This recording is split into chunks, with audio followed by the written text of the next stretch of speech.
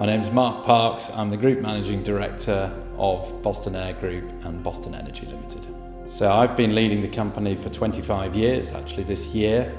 We're involved in two main business areas. Aviation, where we provide technical services, technical training and technical manpower, and wind energy, where we do provide exactly the same three services on that side of the business as well.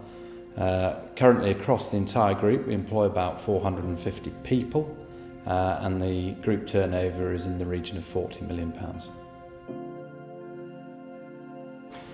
Exporting actually started as soon as I started in the business, so we saw an opportunity to provide technical manpower into the German aviation market where they were short of it. That was back in the late 90s.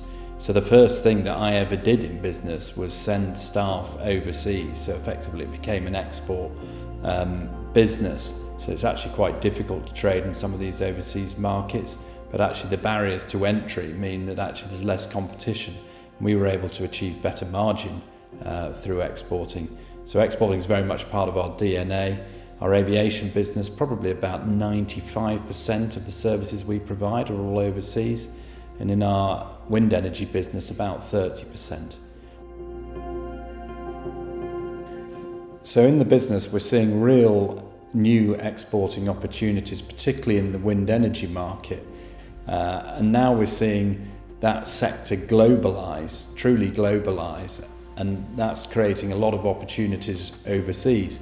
And we really have got a very good opportunity in the UK to export some of the skills and some of the services and other things that we've learned to do in this sector.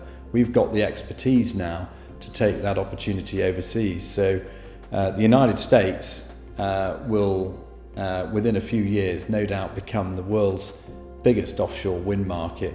And we've recently set up an operation in Rhode Island in the United States, supported by the DIT in setting up out there.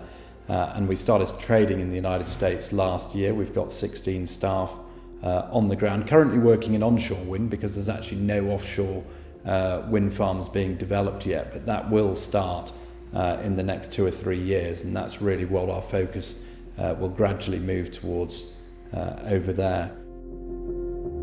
Regionally, we've got a number of key strengths, and obviously there are some well-known big international organisations. And I also think there are a lot of businesses that perhaps don't necessarily consider exporting as an opportunity. And people wouldn't really think that a business located in Beverley providing technical services to the aviation industry was, one, ever going to be located in Beverley, and two, had a big footprint overseas. So almost whatever business you're in, there are likely to be opportunities overseas, and it's well worth looking at what those are, because you might achieve better margin as we managed to do overseas. You might achieve better cash flow as we managed to do as well by trading overseas, and identify sort of new opportunities for yourselves. So I mean, I would encourage businesses regionally to certainly not be afraid of looking at export markets, and there's plenty of information available to businesses now to consider those markets.